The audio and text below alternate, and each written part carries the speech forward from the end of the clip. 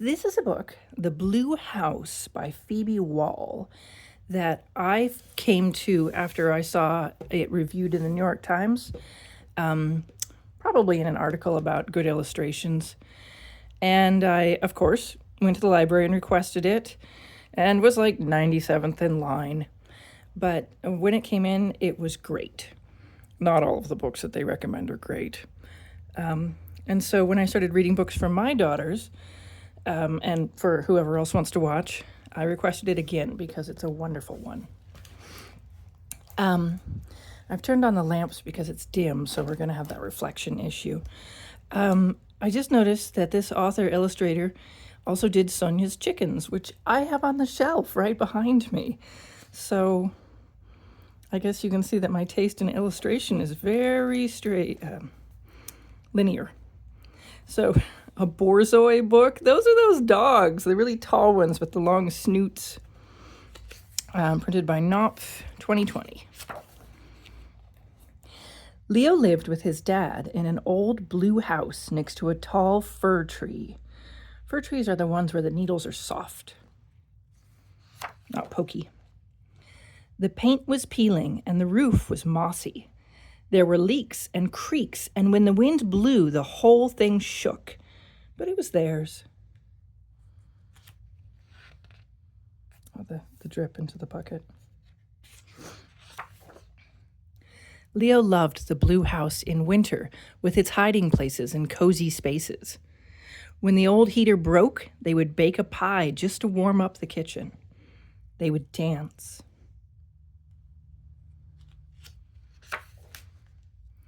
Leo loved the blue house in summer with its garden full of raspberries and tomatoes. He would play in the yard until the sun went down. Lately, there was all kinds of construction going on in the neighborhood. Big, new apartments were going up next door and across the road. Leo would watch the backhoes and trucks out of his window. They looked like tiny toys.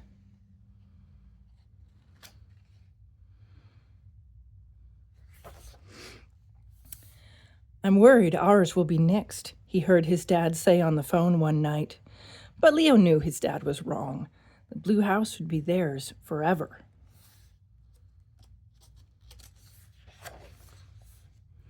One day, Leo's dad picked him up from school, but instead of going home, they got ice cream and went to the beach. "I got a letter from the landlord today," Leo's dad said. "They've sold our house, and it's going to be torn down. I'm sorry, bud. We're going to have to move."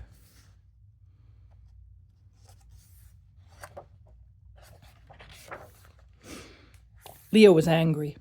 How could someone just take their house away? He kicked and screamed and locked himself in his room. They couldn't tear it down if he never came out. Angelina Ballerina.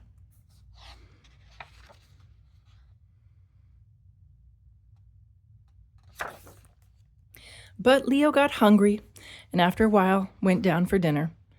"I'm angry too," his dad said. So, after they ate, they danced and stomped and raged together. They shredded on guitar, and Leo did a special scream solo.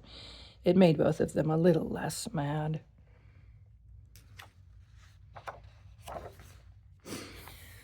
Soon, the blue house began to fill up with boxes. Every day, another familiar object was packed away. The detail in these pictures.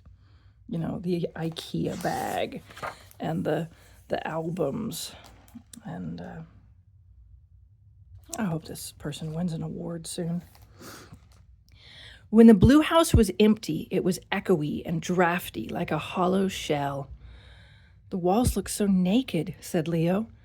"Let's paint on them," said his dad. It made both of them a little less sad. It's a pretty awesome dad. The new house felt empty too. It didn't feel like home. "I hate it," said Leo. "That's okay," said his dad. Even the cat is angry. One day, Leo and his dad walked by the hole where the blue house had been.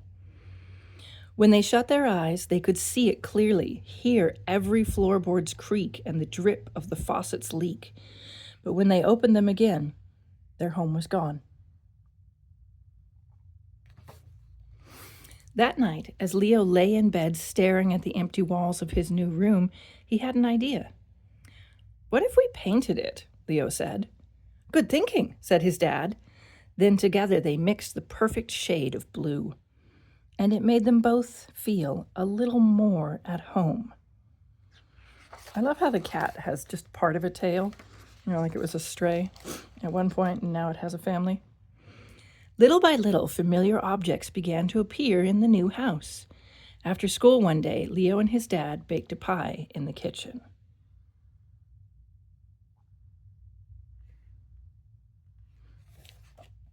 And that night, they unpacked the stereo and danced and stomped and sang until it was time for bed. Leo had been right. The blue house would be theirs forever, and with each passing day, the new house was becoming theirs too.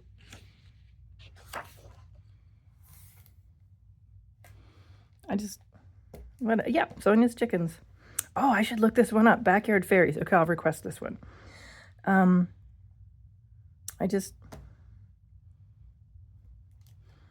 hope that this lady starts winning awards because she tells a great story and her art is excellent. And this, it reminded me of, we recently made a move, and we had also had an apartment midweek while we worked away from the house that I owned. And, it was a laughably terrible apartment. And that's kind of why you love them. The fact that you're putting your children to sleep across the street from a major biker bar with booming speakers and Thursday night karaoke, which was absolutely the worst night of the week. And the kids just are peacefully sleeping. Yeah. Anyway, good morning, everyone. I hope you have a good day.